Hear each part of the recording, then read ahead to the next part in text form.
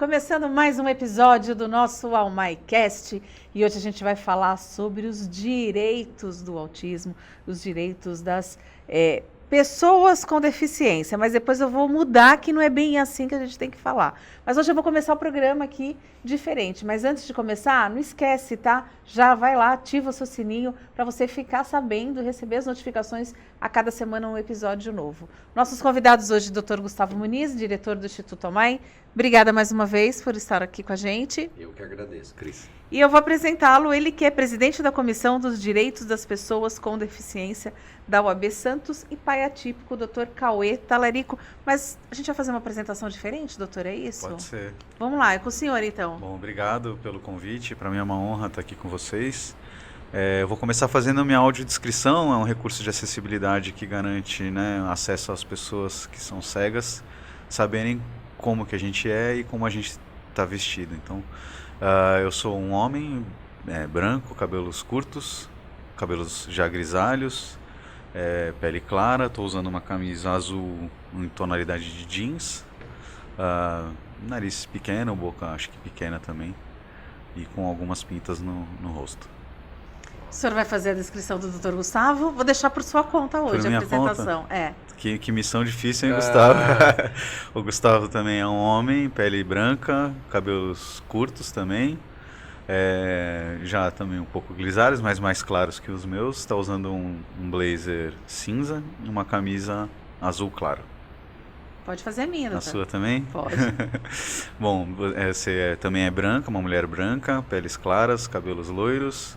Está usando uma blusa com uma gola, que eu não sei explicar, mas uma gola mais larga, né? Com tipo um elástico e uma cor... carne? Nude.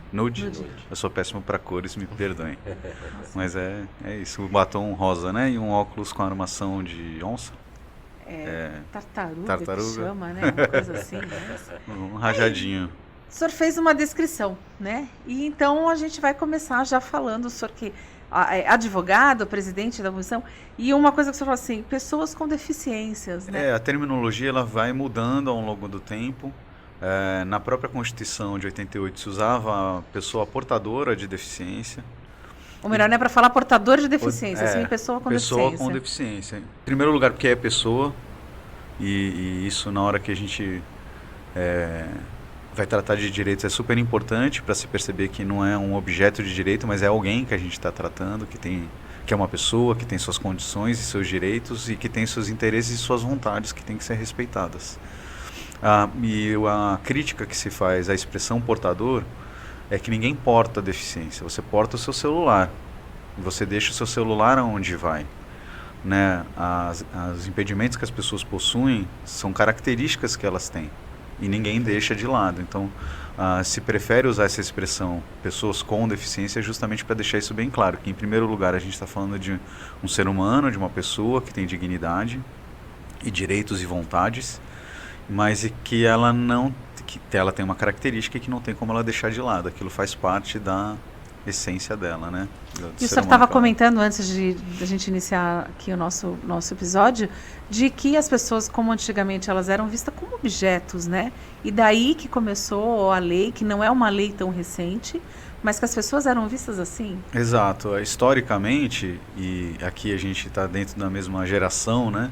A gente na nossa geração pouco conviveu com pessoas com deficiência, porque elas eram vistas como objetos de direito e para a sua pseudo-proteção, elas eram jogadas em instituições e ficavam ali marginalizadas. Ninguém se preocupava com a vontade delas. Então a gente tem um instituto, por exemplo, que é a interdição, e olha o nome, que você interdita um lugar que está para cair, né? Você interditar uma pessoa, você retirar, na minha opinião, a dignidade dela, com uma falsa proteção de que você está protegendo o patrimônio dela. De quem? Porque se ela tem dinheiro, ela não pode usufruir desse dinheiro. Se ela não decide onde ela vai gastar o patrimônio dela, que direito que ela tem? É como se ela não tivesse nada mesmo. Então, essa mudança, aí sim é recente, né? Mas essa mudança de pensamento, que ainda no judiciário está acontecendo a passos muito devagar, né?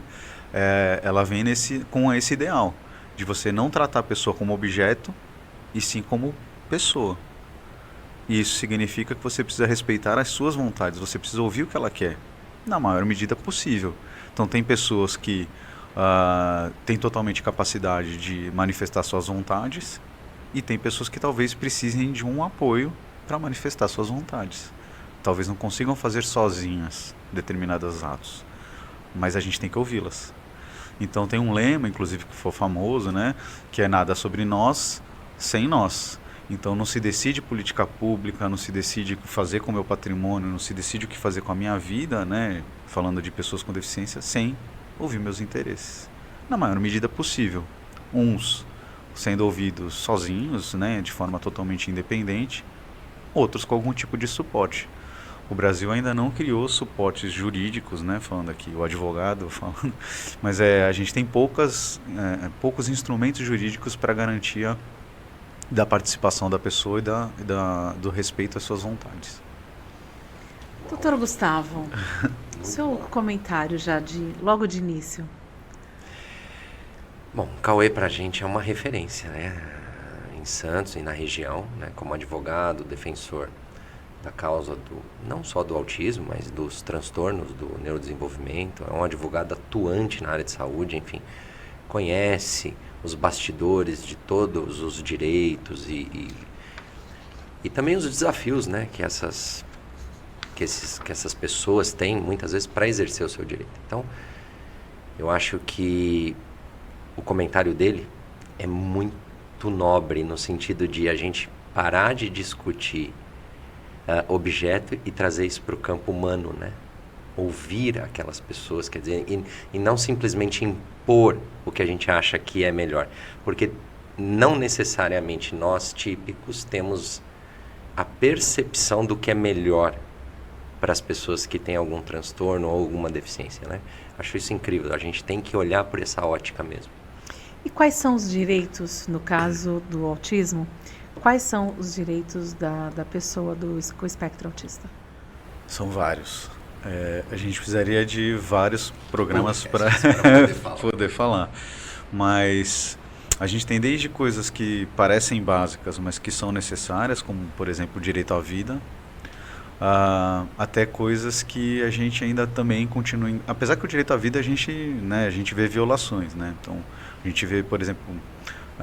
mães de crianças com síndrome de Down, todas elas ouviram em algum momento da gravidez alguma sugestão ou indicação de aborto, por exemplo, e a gente tem países de primeiro mundo se vangloriando de não nascerem crianças com síndrome de Down lá. Ninguém fala como, mas só pode ser aborto. Então, eles não falam abertamente. Em alguns países o aborto, né, é totalmente legalizado, então não quero nem entrar nessa discussão política, mas é preciso garantir vida para quem há pouquíssimo tempo atrás e ainda hoje é morto. É morto. E quando a gente fala em direito à vida, a gente não fala só em direito à vida, mas é vida com dignidade. Porque também não adianta nada você estar vivo e não ter nenhuma condição de exercer os direitos que você tem. E isso ainda é muito frequente. Porque essas pessoas elas estão impedidas de trabalhar, de casar, de manter relações sexuais. Coisas básicas que as pessoas sem deficiência fazem, ainda hoje é uma polêmica quando você envolve pessoas com deficiência. Assim, você ainda escuta pessoas falando ainda de vontade, mas eu já soube de pessoas que tinham impedimentos físicos, né, usava cadeira de rodas, de ir num restaurante e a pessoa perguntar para a esposa dele o que ele queria comer. Como se ele não tivesse vontade. Quando eu falo de vontade, é o mínimo mesmo. Então, assim, não estou falando só de comprar e vender imóveis, fazer negócios. Às vezes é coisa básica, como ir num restaurante e escolher sua própria comida. Então, é claro que a reação da pessoa foi, pergunta para ele. Não precisa perguntar para mim. Exato, perfeito. Então, assim, são coisas básicas. Então, como a gente às vezes, né? E às vezes passa despercebido. Exato. Mas o senhor acha que as pessoas fazem isso com má intenção? Não, Ou é uma questão de cultura mesmo? Preconceito, falta de conhecimento, de convívio. Como nós vivemos numa geração que não convivemos com essas pessoas, por isso que a inclusão é tão importante. E também por isso que a inclusão das pessoas com deficiência é tão difícil. Porque ninguém conviveu com elas. Elas ficavam institucionalizadas em situações normalmente extremamente degradantes, humilhantes e sem condição de dignidade nenhuma. E que De um tempo para cá, a gente vem lutando para elas pertencerem à sociedade. A gente não pode esquecer, porque o senhor falou da síndrome de Down, mas também tem um outro caso muito importante, que são as pessoas que nascem com paralisia cerebral. Sim. E também são pessoas que dependem muito, em alguns casos, são completamente dependentes em todos os sentidos, né? Para tudo. Então, elas também precisam ser vistas como pessoas. Elas podem precisar de apoio, mas elas têm que ter suas vontades respeitadas, com apoio. Então, e eu não vejo nada de errado, porque, por exemplo, se você vai, dependendo do negócio que você vai fazer, você vai ouvir outras pessoas. Você vai fazer um negócio super importante, vamos pensar no ponto de vista financeiro mesmo. Se eu vou comprar um imóvel, que vai ser o imóvel da minha vida, estou juntando dinheiro a vida inteira para comprar meu primeiro imóvel. Pô, é natural que você chegue, sei lá, converse com alguém mais experiente, seu pai, sua mãe, sei lá, um irmão mais velho, um amigo, alguém que tem experiência nesse... Ou vai, sei lá, abrir uma empresa, falar, conversar com alguém que tem experiência nesse ramo. Isso é apoio. Só que para as pessoas com deficiência, principalmente quem tem deficiência intelectual, a gente pode deixar isso regulamentado. Quando ela vai precisar de apoio, que tipo de apoio, até onde vai o apoio, mas a vontade dela tem que prevalecer. Então, né, a gente não tem ainda essa cultura em nenhum aspecto. Deixa eu fazer uma pergunta que talvez seja um pouco polêmica. O senhor falou do direito à vida, o primeiro direito, Certo. né, que isso envolve todos nós, Uhum. que é o direito à vida. Quando começa a vida? No nascimento? Alguns defendem, não, é a partir do momento Agora da você foi fecundação. polêmico, hein? É. Agora você... Isso- Aonde começa a vida? Essa... eu acho Falei que ia ser polêmica. mas eu acho super bacana porque isso eu discuto em sala de aula com os meus alunos. No direito a gente discute em que momento se começa a vida. E a gente usa muito, embora no direito exista uma posição que diz que olha, os direitos da pessoa começam do nascimento com vida, então a personalidade da pessoa, não personalidade psíquica, né, mas a personalidade enquanto pessoa natural para o direito. Se entende, classicamente, quando eu estava na faculdade, a maioria entendia que era do nascimento com vida. E para isso se usava, inclusive, como exemplo, tá? Que o Dr. Gustavo depois para explicar melhor, mas o teste da docimasia hidrostática de Galeno, né? Botar um pulmão numa bacia com água, se flutuar é porque ele respirou e beleza, nasceu com vida e morreu logo depois do nascimento. Se não flutuar, eu sei que é falho, pelo amor de Deus, eu só estou explicando aqui o que a gente fala Mas no direito. em algum tempo isso foi utilizado e se como fala, um você vê que até critério, né? hoje se fala no direito. Então, mas para mim, né, existem outros entendimentos, mas para mim o mais correto é a partir da anidação. Então, o espermatozoide, né, fecunda no óvulo, o óvulo cola na parede do útero, teve a anidação, ali, a partir dali já juridicamente tem vida. Então, os nossos direitos já começam ali. Exatamente. Interessante, né? Perfeito. Incrível. Mas isso é polêmico no direito, né? Então, para deixar claro para quem está ouvindo. Não, acho que é polêmico vai em ter tudo, porque gente, algumas religiões defendem também, isso também e outras não. É. Então a gente sabe, isso é um assunto polêmico. Mas mudando aqui, qual é a relação entre as leis do autismo, PCD e inclusão? Porque elas acabam se interligando, né, Dr. Cauê? A gente tem uma lei específica para o transtorno do espectro autista, que é a Lei 12.764, que ela é de 2012, acabou ficando conhecida como Lei Berenice Piana, e ela deixou claro que a pessoa autista é a pessoa com deficiência. Isso tá claro? Tá claro. É uma dúvida que eu queria tirar com você Não, mesmo. tem gente que às fala vezes que é a gente, na hora de equiparado falar, a... né? Às vezes tem medo de avançar uma comunicação que pode ser agressiva. Então, eu posso claramente dizer que pessoas com TEA, diagnóstico de TEA, são pessoas com deficiência. Ok. Então, embora o artigo da lei fala equipara-se a, mas para mim é pessoa com deficiência, foi até importante deixar claro justamente para que na hora de exercer os direitos... Senão você não consegue classificar para poder cobrar, vamos dizer, aquela legislação, enfim. Exatamente, porque, por exemplo, nessa lei, embora seja uma lei importante que traga, né, políticas públicas e direitos para as pessoas autistas, ela é menos ampla do que o Estatuto da Pessoa com Deficiência, que é a Lei Brasileira de Inclusão, que é posterior. A Lei Brasileira de Inclusão é a Lei 13.146 de 2015. Ela vem depois da Berenice Piana, que é de 2012. E ela traz mais direitos. Traz uma concepção, né, num modelo social de deficiência, que é diferente de um modelo meramente médico. E ela traz um elenco de direitos, por exemplo, o direito à vida, né, os direitos à educação inclusiva estão bem claros ali. Embora se fale em direito à educação na lei berenice-piana, não se fala das barreiras que impedem o acesso à educação, a manutenção na escola. Então ali você tem inclusão no mercado de trabalho, direito ao trabalho, a inclusão no mercado de trabalho, o direito à habilitação e reabilitação de um modo geral e no mercado de trabalho. Então isso é para pessoas com deficiência. Na lei berenice-piana você não encontra especificamente, tem acesso ao trabalho, mas não deixa claro, né, a inclusão no mercado. O indivíduo com um diagnóstico de TEA, ele está incluso na questão do Estatuto das Pessoas com Deficiência. Sim. Ou seja, todo aquele universo de direitos conquistados espelha-se para ele. E o mais interessante, para mim, isso né, é uma informação enquanto advogado, mas se eles são pessoas com deficiência, a gente tem a convenção da ONU que é anterior a essas duas leis que eu falei, que é uma convenção que vale para o mundo inteiro, né, para todo mundo que faz parte do sistema ONU, mas é uma convenção que ela traz direitos que são equiparados aos direitos constitucionais. Então, essa convenção ela entrou no Brasil, né, ela é no sistema ONU, ela foi aprovada em 2006, mas ela só foi internalizada aqui no Brasil em 2009.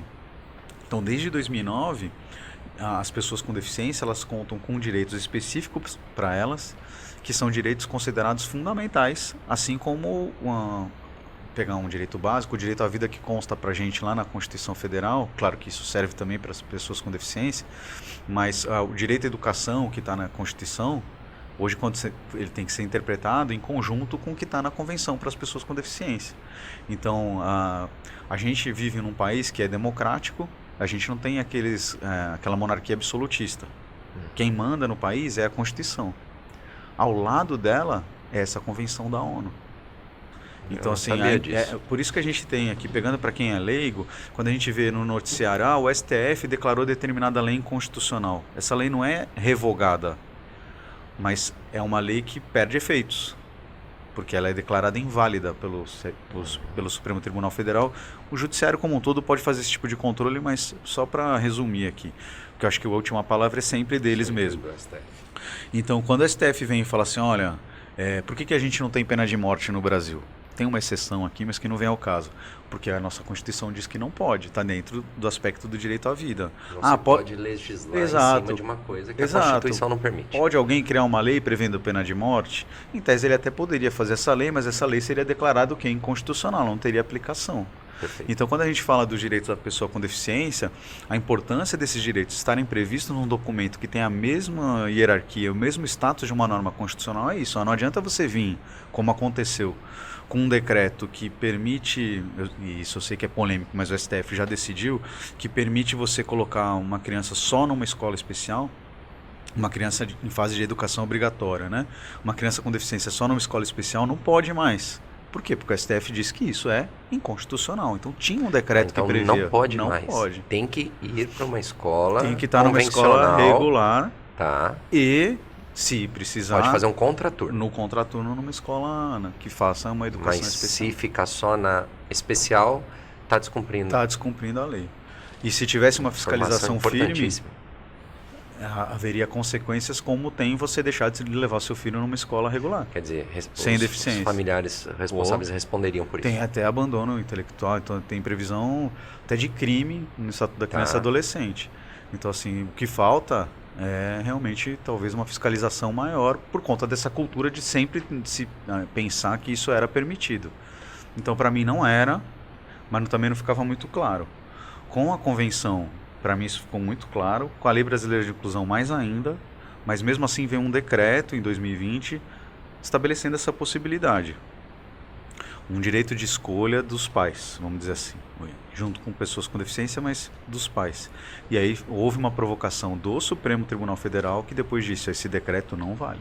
Ou seja... Agora, vamos falar de polêmica de novo, agora ficou. O Dr. Gustavo perguntou se a pessoa com TEA, ela se enquadra dentro da pessoa com deficiência. Mas aí entram duas questões, porque assim, o que caracteriza uma pessoa com deficiência? Porque aos olhos dos leigos, e a gente tem que falar um pouco para leigo aqui também, Que é assim, a pessoa com deficiência é aquela pessoa que ela, de repente, ela é cega, dá para perceber que ela é cega, você percebe que ela não tem um membro, ela é cadeirante, ou seja, é aquilo que você olha e visualmente você consegue notar. Ah, isso é uma pessoa com deficiência. O que caracteriza, na verdade, as pessoas com deficiência para que o TEA se enquadre nisso? E aí vem uma outra pergunta. O autismo não é uma doença, mas ele tem um CID, que é o Código Internacional de Doença. Aí eu queria que o senhor falasse um pouco sobre isso, porque, mas não é doença? Como é que tem um CID? Mas outras deficiências também têm CID. Né? Então, mas primeiro o que caracteriza a pessoa com deficiência? A deficiência hoje, ela está no modelo social desse documento da ONU que falei, né? Na convenção, ela trouxe um modelo social da deficiência.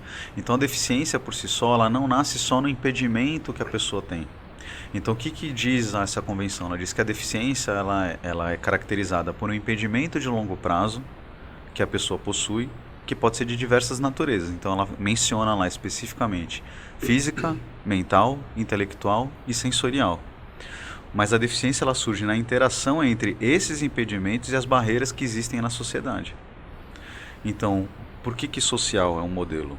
Porque há um comando para a sociedade como um todo, para o Estado, para as pessoas, né, e para a sociedade, para a gente, elimine barreira. Porque o que impede a participação plena e efetiva das pessoas que têm esses impedimentos, uma igualdade de condições com quem não tem esses impedimentos, são as barreiras. São os entraves que existem na sociedade. Então tem até eu acho fantástica essa explicação, eu odeio matemática, né, fiz direito, mas tem uma explicação usando uma fórmula matemática de uma autora, que é a Laís de Figueiredo Lopes, pelo menos a primeira vez que vi foi com ela, na dissertação de mestrado dela, que ela usa a fórmula matemática, ela usa o seguinte, imagina, e aqui eu vou fugir aqui de padrões médicos, deixa para o Gustavo se quiser depois explicar melhor, mas vamos usar graus de 0 a 10, então, e a gente pode pensar por enquanto numa cegueira mesmo, né? Então, de 0 a 10, 0 seria uma visão dentro, né, do padrão, e 10 a pessoa sem visão nenhuma, né, completamente cega. Então, de 0 a 10, 10, o impedimento é muito grande. Então, por mais que a barreira seja pequenininha, se for 1, ela não vai conseguir exercer o direito dela em igualdade conosco. Então, não adianta vir com um papel aqui, porque ela não vai conseguir participar em igualdade de condições conosco. Né? Então, pensa que a barreira também de 0 a 10, né? 0 barreira nenhuma, 10 a barreira máxima. Se você quiser trocar por cadeirante, então você fala assim, tem alguém que tem dificuldade na locomoção, mas tem um degrau gigante para ela subir. Ela não vai ter acesso a essa escola, por exemplo. Né? Ou não teria acesso aqui, porque a gente sobe de elevador, mas não teria acesso ao programa se ela tivesse que vir até aqui, alguém que use bengala, né? Tivesse que vir subindo de escada até aqui, provavelmente ela não chegaria. Então teria dificuldade de estar aqui conosco hoje. O que diz essa 10 vezes 0? É 0. Então pouco importa o impedimento que ela tem. Se for o grau máximo 10, se você eliminar a barreira, ela consegue participar em igualdade de condições na sociedade. Então há um comando que o Brasil assumiu o compromisso, né? O Brasil como um todo, então o Estado, né, brasileiro, a sociedade, a gente, de eliminar as barreiras. Sem as barreiras, elas conseguem participar em igualdade de condições conosco. Então, quando você pensa no acesso ao emprego, não é a contratação. Não basta contratar a pessoa com deficiência. Você tem que eliminar as barreiras que impedem ela de trabalhar em igualdade de condições com os outros empregados. Pode ser preconceito, mas pode ser que você contrata um cadeirante e coloca ele para trabalhar no primeiro andar de um lugar que só tem acesso pela escada. Você não deu acesso ao emprego. Eu me lembrei de um caso. Eu fiz faculdade em 2020. Não vou citar o nome da faculdade, mas eu lembro que a minha faculdade eram 2 andares, então você tinha que subir as escadas. E eu tinha um rapaz que estudava comigo, que ele não tem as 2 pernas, ele usava prótese. Ele é extremamente conhecido aqui na Baixada Santista, ele é atleta, tudo. E ele subia as escadas, aí eu aprontava com ele, eu brincava, eu falei, eu tô cansada, sobe com a minha mochila. Ele subia com o meu caderno e chegava primeiro que eu. Mas eu lembro que acho que no meu primeiro ano, no segundo ano, eles começaram a fazer uma reforma e construir um elevador para 2 andares.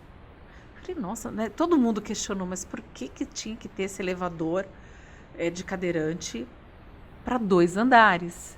E as pessoas questionavam muito isso. Entrou um rapaz, que também é jornalista, e que era cadeirante. Através dele, a faculdade fez esse... E isso foi o quê? Em 2020. Sabe de quando é a lei de acessibilidade? 2000. Olha só. Na verdade, a faculdade demorou 20 anos. 2020, desculpa. Isso foi em 2000. 2000, na verdade. 2000, okay. Eu entrei em 2000, quer dizer, eu ia falar, faz 20 anos. Então, na verdade, isso aconteceu em 2000. E foi quando eu entrei. E aí eu falo, gente, como é que pode... Hoje a gente vê isso hoje muito... meio que óbvio, né? Em algumas coisas. Só que isso, assim, como você falou, né? Quando a deficiência é visível e a barreira é muito visível, fica fácil de você pensar como eliminar. O autista é uma deficiência oculta, invisível. Porque você não vê. O pessoal pode estar ali e você não vê. Sim, sim. Então... São poucos os casos que o grau demonstra, né? Facilmente aquilo. Então, tem muitas crianças com diagnóstico que se você não tiver o convívio, você não vai perceber. Exato. Né? Então, isso é importante a gente falar. Porque senão as pessoas julgam o livro só pela capa. Exato. Né? Por isso que o meu filho tem a identificação. O CIPTEA, né, aquela carteira de identificação, e aqui no município de Santos tem a carteira, né, da pessoa de identificação da pessoa com deficiência, que vem junto com o cordão girassol.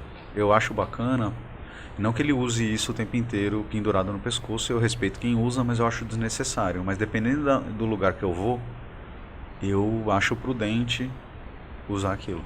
Tá. Que tipos de lugares, doutor? Olha, depende.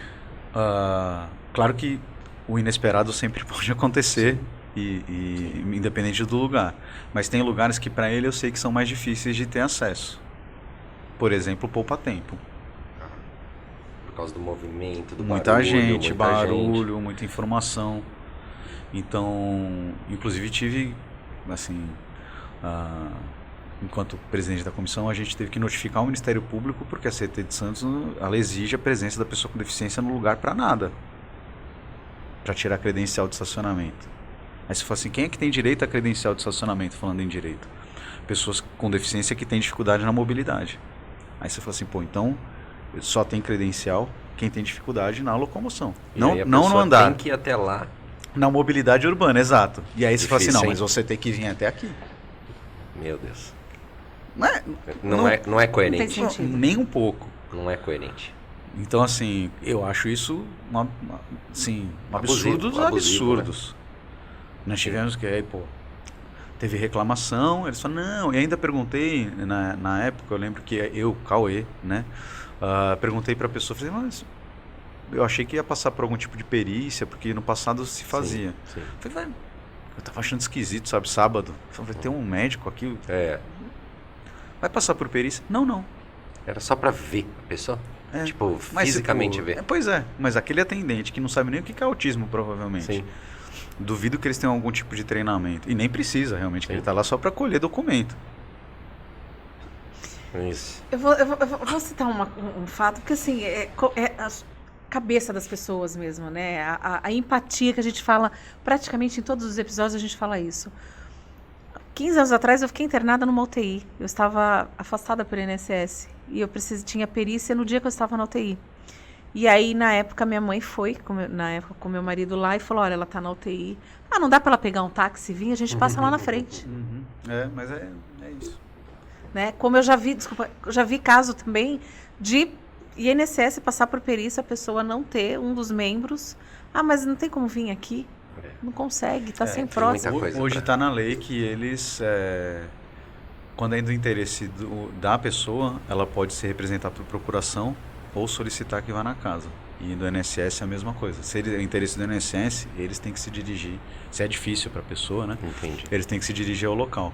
Então, um dos argumentos que eu utilizei enquanto presidente da comissão foi isso. Falei assim, olha, não faz sentido vocês exigirem a presença da pessoa aqui. Se vocês têm interesse, vai lá. Exato. Agora, o senhor falou da questão da... Excelente. A gente tem a Lei Berenice, né? E também agora tem a Lei Romeu Mion, que é essa da do CIPTEA, isso. Aí o senhor falou assim, em alguns lugares, o senhor é o pai do João Pedro, que ele tem 12 anos, e a Maria, que tem 10. Então, eles vão para a escola, eles devem frequentar a casa de amigos, de repente, alguma atividade esportiva. E aí o senhor falou assim, mas hoje a pessoa pode usar o tempo inteiro. Então, para onde ela for se locomover, de repente, no supermercado, passear no shopping. No seu ponto de vista, o senhor como pai, aonde a pessoa deve usar? E como que o senhor vê isso em relação aos olhos das pessoas, da sociedade? Tá. O que isso traz de benefício para ele? Se você me permitir, como é que surge o cordão girassol? O cordão girassol ele surge lá no Reino Unido, no aeroporto de Londres, em que as pessoas começam a pensar o seguinte: em razão das deficiências não visíveis ou ocultas, como é que a gente pode... Não tem, quando você vai no banco, tem o posso te ajudar, me pergunte como? Sim. Então a ideia deles era isso, assim, só que não adianta eu estar com a camisa se a pessoa em crise não vai conseguir me pedir ajuda. Então qual é a ideia do cordão girassol? Eu posso precisar de ajuda, fique de olho em mim. Perfeito. Então quando a pessoa, na minha opinião, tem que usar? Quando ela acha que por algum motivo ela pode precisar dessa ajuda. Então quando eu vou no Poupa Tempo, eu acho que ele pode, talvez, precisar da ajuda. Porque, por exemplo, eu não uso fila preferencial, eu respeito quem usa porque é um direito que a pessoa tem. Mas eu gosto de treinar a habilidade dele de começar a acostumar com o esperar. Mas eu ponho o cordão. Porque se eu começo a perceber que ele vai entrar em crise ou que ele está desconfortável, eu vou na fila preferencial. E você sabe que com deficiências não visíveis, qual é a primeira coisa que a pessoa pensa quando você está usando uma fila preferencial? Você está burlando aqui. Está burlando a lei, furando a fila. Então eu já soube de casos aqui, pena que eu não guardei essa matéria, mas foi uma matéria que me marcou, já tem muitos anos isso, mas me marcou muito, era de um autista adulto, que tinha uma certa autonomia, que pegou a fila preferencial numa farmácia, se não me engano, em São Vicente. E um sujeito lutador de MMA achou que ele estava furando a fila. Deu um soco na cara e o cara ficou internado. Nossa, que loucura. Porque talvez o autista com falta de habilidade, estou Não presumindo, a não pessoa soube responder. conflitou e ele talvez tenha respondido saiu de forma mais sincera, né? E aí tomou um soco na cara e foi pra... Então eu acho que o cordão evitaria. Sim. Por exemplo. Então quem não consegue usar o cordão, tem gente fazendo camisa com a gola com o cordão girassol. Olha que interessante. Né? Ou com o símbolo do autismo, né? Exato. Tem gente que a mãe ou o pai, né, ou a pessoa que está acompanhando, acaba colocando o cordão no pescoço no lugar, né? Mas para mim foi bem legal, porque eu estive recentemente em Brasília com o João. E no aeroporto eu coloco. E aí eu lembro que eu tava chegando na fila, já um sujeito viu chegando na fila, o João tava de abafador por conta do barulho, né? Que ele tem muita questão, sensibilidade auditiva. E aí já na hora alguém pegou e um sujeito que tava lá levantou a mão e falou assim: moça, prioridade aqui, tem prioridade. Chamou, quer dizer, uma pessoa que eu não conhecia, um próprio consumidor que estava na fila também. Quer dizer, a ideia do cordão funcionou. Acho. Cumpriu o papel dele, né? Ao invés de gerar preconceito, ele gerou acessibilidade. Acessibilidade atitudinal. Então, porque a acessibilidade não é só arquitetônica, não é só urbana, às vezes. Sim. E a mais difícil é a do comportamento, né? Porque o preconceito afasta. Exato. Né? O preconceito exclui. Como advogado, o senhor pega muito casos ainda de preconceito? No modo geral, não só no caso dos autistas, mas existe ainda muito preconceito? Casos disso? Casos, assim, é difícil da pessoa, às vezes, até realmente conseguir um tipo de prova. E casos, assim, extremamente graves, eu confesso que tem aparecido pouco. O que a gente tem, às vezes, é de coisas... Assim, eu vou falar pequenas, que nunca é pequena para quem sofre. Mas sabe aquele barulho no condomínio que atrapalha todo mundo, mas quem tem sensibilidade auditiva atrapalha muito mais? Sim. Então isso às vezes aparece. Eu já apareceu assim para mim, de vizinhos reclamarem, até o pai era seu colega, era médico. Assim, eu lembro do cara me procurar e falar assim: cara, o meu vizinho está querendo me processar, ou o condomínio queria multar porque o filho dele, que é autista, estava mexendo na fechadura eletrônica do vizinho, né? Não na própria. E aí ele falou assim, cara, meu filho, primeiro que nem mexeu, assim, não fez nada demais, ele chegou a encostar. E o menino criou um toque É intolerante, de né? toda vez passar ali e dar uma... Uma... Mas não estraga aquilo, eu tenho, né? É, Vocês devem ter, não é uma coisa que... E aí eu lembro que a gente teve que notificar, olha. Porque eu não lembro que expressão que ele usou, mas foi muito, coisa. no mínimo, infeliz. Sim. E aí, olha... Entrou num aspecto que assim, eu até lembrei, recentemente estava uma obra em cima do meu apartamento, mas parecia que era dentro da minha casa. Eu É. acordei achando que estava caindo teto, alguma coisa, porque era absurdo. E um barulho que eu com a minha mãe dentro de casa, eu não escutava o que a minha mãe falava, ela estando assim na minha frente. E eu tenho uma pessoa idosa em casa. E eu tenho gato. A minha gata estava desesperada, ela ia para dentro do guarda-roupa. E chegou uma hora que eu tinha uma reunião online, foi até um dia que a gente tinha uma reunião, e eu falei, eu vou ter uma reunião, eu não consigo escutar nem o telefone, nem conversar com o telefone. E eu fui pedir para a pessoa, escuta, será que pode parar uma meia horinha? Quanto tempo? E o cara lá da obra ficou todo mirando, eu tô dentro da lei, eu tô dentro da lei.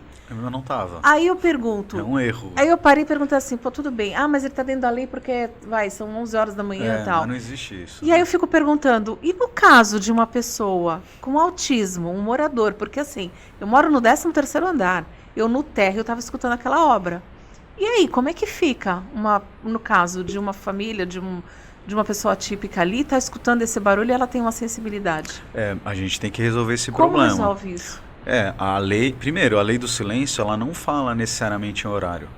Você pode fazer o barulho que você quiser até as 10 horas da noite. Tá no horário. Tem limite, porque é uma questão de saúde. Então, o excesso de barulho faz mal à saúde de todas as pessoas, não só da pessoa que tem sensibilidade. A pessoa que tem sensibilidade é pior ainda. Exatamente, pior. Né? Então, assim, ela não pode extrapolar os limites desse barulho. Então, claro que o ideal é compatibilizar, porque a pessoa precisa, talvez, realmente fazer a obra e é um direito dela fazer a obra, de uma forma que não atrapalhe os outros. Então, na pior das hipóteses, né, numa ação, eu teria que levar um aparelho, né, não sei se mudou o nome, mas era decibelímetro, que tem que medir lá o barulho, ver se está dentro do que a norma diz. E esse barulho, não sei porquê, né, é uma questão realmente de saúde, mas realmente o limite é muito baixo. Então, assim, se você está num ambiente e uma pessoa falando mais alto do lado de cá e você está do lado de lá, dependendo, vai superar esse limite que a lei estabelece. Num caso como esse, talvez, o que faltou foi planejamento. Porque se você fosse avisada dessa obra, porque obras vão acontecer, né? As pessoas precisam continuar a vida, enfim. Em algum momento, se você fosse avisada e pudesse planejar o seu dia diferente, fazendo sua reunião de outro lugar, de repente levar... Seria uma possibilidade, né, também. Então, o que eu tenho visto é que o judiciário está muito atento em relação aos direitos das pessoas com deficiência, sabe? Eu digo isso até pela área de saúde. Os juízes, em geral, né, os promotores, eles estão atentos e ao contrário do que a gente vê em muitas áreas jurídicas, na área que toca no direito da pessoa com deficiência, me parece que as decisões são muito claras, as dinâmicas têm uma velocidade e assim, isso é importante as pessoas entenderem e saberem, porque às vezes elas pensam, não vou discutir, não vou entrar com uma ação, não vou, porque isso vai demorar, não é o que eu tenho visto, né? Na área de saúde, em geral, isso não acontece, as pessoas têm o direito preservado pelo judiciário de forma muito rápida, né? Os advogados estão muito atentos e o judiciário está atento. Acho que isso é importante as pessoas saberem. Agora, o doutor Gustavo falou disso, da questão do judiciário, mas e as pessoas? Elas têm consciência dos direitos delas? Muito pouco, né? Por isso que é bacana esse muito tipo pouco, né? de programa. Muito pouco. A gente deveria, enquanto país, ter pelo menos uma noção de direito na escola, né? Não digo só de pessoas com deficiência. Porque tudo bem, hoje quem quer buscar, tem acesso até pela internet, você encontra um monte de cartilha por aí. Mas eu acho que a discussão no âmbito acadêmico é interessante para que a pessoa saiba o que procurar. Porque às vezes as pessoas, dependendo da formação, não sabem nem por onde começar. E eu acho que o respeito e o preconceito você combate com conhecimento. Você cria respeito, situações de respeito com conhecimento. Essa falsa ideia de que pode fazer barulho a hora que quiser é uma coisa que as pessoas precisam entender que não é verdade. E claro, tudo você resolve com razoabilidade. Então assim, olha, eu preciso fazer essa obra, eu vou fazer barulho. Pô, será que dá pra gente se acertar, Antes de você uma tomar um discussão café? judicial, Exato. Não começar às 9 da manhã e até às 6, As né? pessoas precisam Dá um discutir intervalo. isso, né? Ter Ou a chance hora de- que chegar, tiver realmente muito insuportável, toca aqui. Eu faço um intervalo de 1 hora. Isso. Se permitir dialogar, né? Agora, você falou uma coisa, Cauê, que eu não sabia. Por exemplo, as cartilhas, né? Com os resumos dos direitos. Eu acho que isso era uma coisa que a gente tinha que promover mais, sabe? Porque, assim, o direito, ele é muito formal. Muitas vezes o entendimento das leis, o entendimento do direito não é para o público leigo, né? Então, as cartilhas resumidas, de forma coloquial, elas são muito importantes, né? Nem que seja para despertar a ideia, a informação. No mais, a classe dos advogados vai trabalhar em cima disso. Mas eu acho que a gente poderia pensar realmente numa cartilha regional, né? Uma coisa bem resumida, bem prática, que englobasse tudo isso para a gente distribuir, né? Tem online. Recentemente a OAB São Paulo, a Comissão de Direitos da Pessoa com Deficiência da seccional, né, da OAB São Paulo, fez uma recentemente. Depois, se vocês quiserem, até encaminho para vocês. Ela é digital, em PDF. Tinha impressa, mas eu sinceramente já não tenho mais. Você sabe que eu acho que o impresso, ele tem um fator assim importante. A pessoa guarda, muitas vezes, né? Deixa em um lugar ali da casa e acaba revendo aquilo de tempos em tempos, porque o digital tá no meio de tantas você começa, coisas. Aí toca um telefone, você para de ver. Eu acho que é um projeto para a gente pensar, viu, Cauê? A gente produzir aí um volume grande de cartilhas, né? E distribuir em todas as lugares públicos que teoricamente faça chegar nesse público que precisa da informação. Acho que isso é uma ideia ótima. Doutor, o senhor no começo, o senhor tinha falado em relação ao direito da pessoa, né? O senhor até deu o exemplo de uma pessoa lá no restaurante e alguém perguntar o que essa pessoa quer comer, né? Como fazer no caso de, por exemplo, uma pessoa com uma deficiência ou até mesmo um autista que venha em algum momento da vida ela vai ficar órfã, não tenha casado, não tenha filhos, e aí como é que fica essa questão de um procurador, um curador e eu vou tomar conta dos bens porque é menor ou porque não tem conhecimento, né, tem uma deficiência.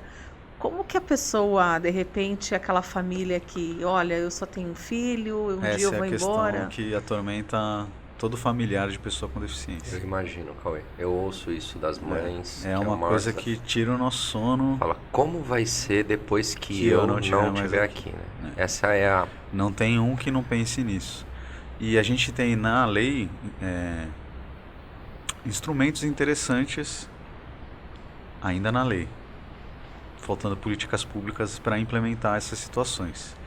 Então a gente ainda existe a curatela, que é a antiga interdição, que para aquelas pessoas que não conseguem manifestar sua vontade, mas que ainda hoje a gente acaba utilizando para as pessoas que conseguem manifestar sua vontade. Não deveria, por conta do que eu já falei aqui, mas está aí. A gente tem um outro instrumento, vou chamar de novo, porque é de 2015, mas muito pouco utilizado por falta de conhecimento, e aí conhecimento não só das pessoas que podem utilizar, mas sim de órgãos públicos que exigem a curatela, né, a interdição. E as pessoas com medo, por exemplo, de não ter direito à pensão por morte, né, no caso do familiar, você, mas meu filho precisa ser curatelado para ter a pensão, e ainda há uma certa exigência, tem instrução normativa do INSS dizendo que não deveria mais exigir, mas na prática ainda exigem. E aí o pessoal fica com medo, fala, se eu não estiver aqui e meu filho vive, é sustentado por mim, né, como é que ele vai viver sem a minha pensão? Entendi. Então as pessoas ainda têm preferido utilizar a curatela e a interdição, mesmo tendo situações em que a pessoa pode usar esse outro instrumento que é a tomada de decisão apoiada, que eu acho fantástico. Essa eu não conhecia. Ele é pouco, mesmo no pessoal do direito, advogados, acho que juízes e promotores talvez, mas mesmo assim é pouco conhecido porque não está chegando muito para eles também, né? Mas é pouco falado. A tomada de decisão apoiada é um instrumento que você mantenha o respeito à vontade da pessoa e que a própria pessoa escolhe 2 pessoas da confiança dela para apoiá-la nas decisões que ela vai tomar. Isso é muito coerente, Muito né? legal. Muito coerente, né? Então você pega 2 pessoas da sua confiança, não precisa ser pai e mãe, mas pode. Eu, por exemplo, a última que eu fiz era pai e mãe, mas porque a pessoa não tinha irmão, mas teve um que eu recomendei de pegar um irmão mais velho, por exemplo, ou até mais novo, mas que tenha mais conhecimento para poder ajudar e você não ficar preso com 2 pessoas da mesma idade que eventualmente, se a lei da vida for seguida, né, elas não estarão mais aqui. Né? Então a pessoa escolhe 2 pessoas da confiança dela para que em determinadas situações, e se elenca essas situações lá, por exemplo, eu comprar um imóvel, eu não vou comprar um imóvel com uma pessoa que tem deficiência intelectual sem ouvir essas 2. A minha vontade vai prevalecer, mas eu necessariamente tenho que ouvi-las. E claro que se essas pessoas perceberem, e elas têm responsabilidade, então se elas perceberem que ela está fazendo um mau negócio, está sendo ludibriada ou coisa assim, elas podem procurar o judiciário para impedir que esse negócio seja realizado. Entendi. Então não é a curatela que você decide pôr. Em primeiro lugar, só que essas 2 pessoas teoricamente estão ali para fazem uma mediação. Exato. E caso elas percebam que a pessoa está sendo enganada, mas a pessoa mesmo assim queira comprar, pode acontecer, né? Exato. A vontade dela é uma, mas elas estão vendo que está indo por um caminho. Elas, através do judiciário, podem bloquear. Legal. Então você pega e fala assim, eu tenho um imóvel que vale 1,5 milhão e estou vendendo por 100 mil. Sim. E a pessoa, eu quero vender de qualquer jeito. Porque, como ela não ela a consciência dela não está... Aí você fala assim, mas o sujeito está enganando ela, porque está dizendo que só vale 100 mil, ela está acreditando lá naquele comprador. Bom, beleza, você pode entrar com a ação e falar, juiz, não... E deixa que o judiciário faça a mediação e evite que aquilo aconteça. Então isso é bacana, inclusive, eu acho que para todo mundo até, assim, que vai fazer algum negócio que não está acostumado, é um instrumento, por exemplo, idosos que não... Os idosos, a população geriátrica que envelhece muito e em algum momento acaba tendo um grau de demência, né? A gente sabe que as demências, elas têm graus de acometimento, ou seja, tem pessoas que têm muita capacidade ainda de decisão, né? Mas não têm plena competência. Então esse instrumento, e olha que a gente está à frente hoje, né? A gente administra uma rede de clínicas, né? de geriatria, isso é uma das minhas atividades profissionais, até a mais antiga, e eu vejo que o único instrumento que eu tive consciência até hoje, ao longo desses 21 anos, é a interdição. Nunca eu vi uma família ou um paciente nosso ser exposto a essa ideia. Mas é um instrumento, eu falei novo, porque é de 2015 e isso para o judiciário é pouco tempo. Mas já novo são 9 anos já. E eu tenho um universo de pacientes cuidados lá relativamente grande, né, com graus de demência diversos, e eu não conhecia esse instrumento. Isso é importante que, por exemplo, a última que eu fiz era bacana pelo seguinte, porque a pessoa era uma pessoa com deficiência intelectual, com síndrome de Down, mas que ela trabalhava, então ela tinha o rendimento dela. Claro que tinha a ajuda dos pais, mas para outras coisas, mas ela tem o salário dela. Então a família conversou e eles estipularam lá, o salário dela, ok, ela pode gastar. Então o banco dá o cartão, ela já fazia isso antes desse instrumento, mas vamos manter essa situação. Então, o teu salário você pode gastar, você pode fazer empréstimos limitados ao teu salário. Não vai chegar e fazer um empréstimo de 100 mil reais, sem ouvir os apoiadores. Tudo isso sem ouvir os apoiadores. Passou disso, você tem que ouvir os apoiadores. Entendeu? Vai comprar um carro. Não, comprar um carro, financiado ou não, tem que ouvir os apoiadores. Então você vai limitando, você faz um termo de apoio, né? Que é tipo um contrato, para o leigo entender, é semelhante mesmo, dizendo o que a pessoa precisa ser apoiada e o que ela não precisa ser apoiada. E aí você leva aquilo para o judiciário, semelhante à curatela, e faz um registro judicial, vamos chamar assim, desse apoio. Eu, obviamente, por causa do Instituto Almaia, a gente está hoje convivendo com muitas famílias, né, que têm filhos com autismo. A gente sabe que tem graus de autismo em que a criança tem um desenvolvimento cognitivo, muitas vezes preservado, que ela consegue tomar algumas decisões, enfim. Então esse instrumento, né, ele vai dar uma clareza e um horizonte para essas famílias e dar liberdade para esses futuros adultos, né? E eu acho isso maravilhoso. E você não substitui vontade. Exato, que eu acho que esse Porque é o maior desafio. o curador decide por você. E nem Ele sempre não o necessariamente curador, né? escuta. Exato. E o curador, muitas vezes, depois na ausência dos pais, nossa, qual a garantia de que esse curador, Exato. né, vai ser idôneo e pleno e vai ter o mesmo amor e o cuidado que os pais tinham, né? Que vai respeitar Nenhuma a garantia. vontade, porque ele pode Nenhuma simplesmente falar não vai fazer. Então, assim, de repente as vontades viram do curador, né? Exato. E aí é um problema, porque o pai já não está mais aqui, a mãe não está mais para poder... Esse instrumento é algo incrível. A gente tem moradias para vida independente previsto na lei, que o Brasil até hoje não criou, 2015. Moradias assistidas. São moradias para vida independente, são moradias assistidas.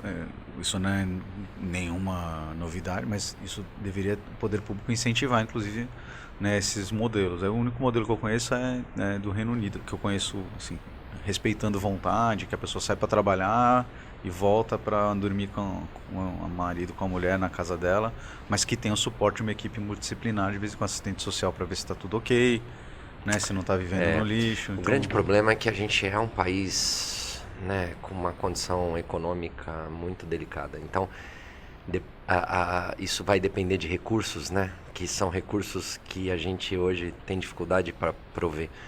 Então, existe a ideia, é perfeita, né? Só que na hora do financiamento acontecer é que a gente esbarra, né? É isso. Dá para fazer. Precisa ter vontade política, né? E também, eu acho que tem que ser discutido isso para uma parcela. Vamos pensar em dois cenários. Uma parcela economicamente vulnerável, Sim. que aí o Estado tem que olhar por eles. Mas né, lá no Instituto, o público todo tem saúde privada, né? Então, todos estão assistidos pelo plano de saúde. Na sua maioria, são pessoas com uma condição financeira em graus diferentes, mas nenhuma em vulnerabilidade, em geral não. E é o que você falou, né, Cauê? Você falou assim, poxa, eu tenho um filho que tem um diagnóstico de autismo, meu maior medo é o dia que eu não estiver aqui para poder cuidar dele. Então existe também aí uma necessidade, de repente, de lugares, né, estruturados que atendam um público privado, que teoricamente podem fazer um aporte financeiro ao longo de uma vida, né, como uma previdência, né, modelos de previdência do qual você vai ao longo de uma vida remunerando isso, para que um dia, na minha ausência, esse fundo financeiro que eu criei possa pagar a moradia assistida. Exato. Esse é um grande, acho que é um negócio que vai ter que ser discutido, né, no setor privado. Exato. E você tem assim, claro que vai ter diferentes níveis de investimento, mas dependendo de onde a pessoa mora, o condomínio não é tão caro quanto seria viver num lugar. Se a pessoa deixa de morar na casa dela com todas as despesas, ela já tem uma renda que revertida. Eu vejo isso no público da geriatria. O idoso, quando ele demencia e a família decide levar para um residencial, uma clínica, enfim, o custo que ele tinha de morar sozinho, muitas vezes de ter todas as despesas envolvidas, paga o custo operacional de um lugar assistido. Então, é uma conta que às vezes fecha bem.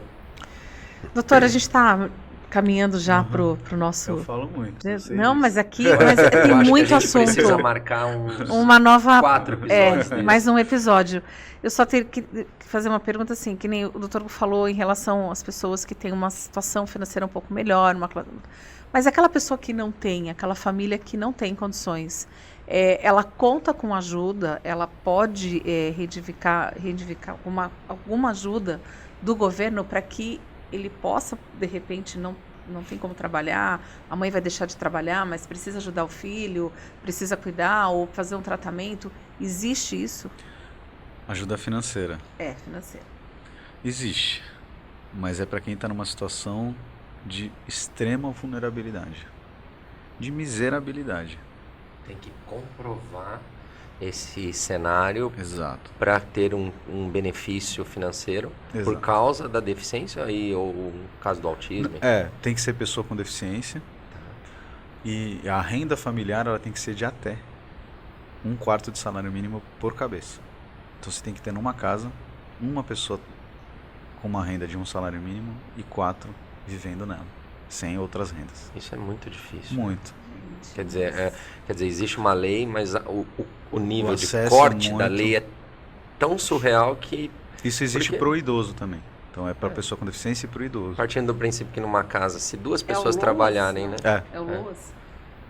Mas imagina que você tem uma família. Se duas pessoas trabalharem, pensando que o mínimo que ela vai receber é um salário mínimo, você já sai do direito, você já sai da questão financeira, né? Exato. Ou seja, não há... Então é uma situação que o nosso país precisa com urgência tentou rever, né? Há pouco tempo atrás eles tentaram ainda dificultar ainda mais esse acesso. E esse ponto eu acho que é importante falar, por quê? O que a gente vê lá no dia a dia com as famílias, né? Muitas vezes a criança recebe um diagnóstico. Como a própria Ana Paula falou naquele episódio, muitas mães, muitos pais se separam. Tem muita mãe de criança com autismo divorciada ou que cria o filho sozinho. Então, aí ela precisa, para poder tratar o filho, né, dedicar horas do dia em pró da agenda do filho. Isso limita a capacidade dela de trabalhar. Então você vai somando o cenário. Ela muitas vezes não tem marido, provedor. Ela depende dela para cuidar do filho, ou seja, da renda dela. E ela fica limitada a ter renda porque ela depende de... Ela não pode ser a provedora. Ela não pode ser a provedora. Olha que cenário de... Então, assim, ajudar financeiramente essa situação é uma obrigação do Estado. Deveria ter uma clareza nisso, né? Deveria. E também políticas, porque o que eu ouço dessas mães é assim, se elas puderem, elas não querem depender de ninguém. Só que elas queriam ter atividades profissionais que pudesse entrar em congruência com a vida que elas têm em dedicação ao filho. Ou seja, como eu faço para ganhar dinheiro? Sem seguir um padrão de trabalho normal, assim, de cumprir carga horária no horário administrativo. Exato. Né? Porque eu não consigo. Eu tenho que ficar horas na terapia com meu filho, eu tenho que levar meu filho em tal lugar, então eu não consigo seguir um contrato CLT normal. Então, o governo tem que investir, e a gente está lá no Instituto falando sobre isso também. A Poliana está encabeçando um projeto de profissionalização para as mães em atividades profissionais que não dependam da carga horária tradicional. Que ela possa fazer na casa dela, nos horários do qual ela tem disponível. Para ela ter renda, né? Isso é um assunto para um próximo episódio. Mas aqui Tem muito assunto. a gente até tem, só para deixar claro para quem está ouvindo a gente, então a gente tem assim, para quem é funcionário público, hoje existe lei para funcionário público federal, existem em alguns municípios, alguns estados que têm lei, e para aqueles que não têm, o STF garantiu o direito à redução de jornada sem prejuízo dos vencimentos. Então a pessoa com deficiência ou familiar de pessoa com deficiência que comprove a necessidade, por exemplo, de terapias, né, que precisa reduzir a jornada, eles conseguem reduzir jornada de até 50%. Só para funcionário público ou CLT também? CLT existe também, mas existe uma consequência natural. A perda do emprego. Perda do emprego. Então a gente tem, para funcionário público, tem esse direito garantido e a gente vê aí, no modo geral, as pessoas conseguindo. Por causa da estabilidade, né? Por conta da estabilidade ele consegue. Quando a gente vem para o âmbito privado, aquela lei que traz a ideia de empresa cidadã, que se permite, por exemplo, aumentar a licença gestante por mais tempo, essa lei também foi modificada para também permitir redução de jornada nessas condições. Mas aqui, se há uma vontade da empresa em se tornar empresa cidadã, beleza, porque ela não vai perder o emprego. Mas quando a empresa não quer ser cidadã, se o familiar ou a pessoa com deficiência exigir, a consequência, lamentavelmente, vai ser a demissão imotivada. Vai pagar, né, todas as indenizações, mas vai ter que pagar. Aí fica o recado para os empresários, né? E, de repente, se criar um selo, alguma coisa que mostre que a empresa acolhe esse tipo de situação, para que, lógico, a população em geral consuma serviços de empresa que tem esse perfil, né? Exato. Gente, o papo tá muito bom, mas assim, muito já mandaram a mensagem aqui, ó, já estourou o nosso tempo.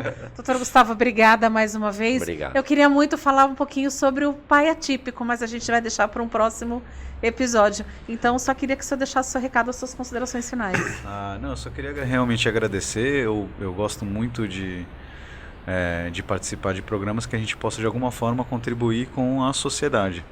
Então eu estou aqui aberto para quem tiver alguma dúvida, né, que tenha surgido, mas estou aqui aberto a diálogos. Eu não sou o dono da verdade, mas eu acho que a gente não tem como falar a inclusão das pessoas com deficiência sem garantir direitos mínimos para elas e garantir possibilidade de participação. Então programas como esse fazem a gente, de alguma forma, difundir conhecimento para que as pessoas possam aí lutar pelos seus direitos, pela garantia dos seus direitos, da sua dignidade. E com certeza a gente vai fazer um novo episódio. Se você está aí, acompanhou, quer saber mais, procura a OAB do seu município, que lá vocês vão ter todas as informações. Doutor, obrigado. Doutor Gustavo, obrigado. Eu fico por aqui. Obrigada a você que ficou com a gente. Não esquece, vai lá, ativa o sininho e até um próximo episódio do seu, All My Cast.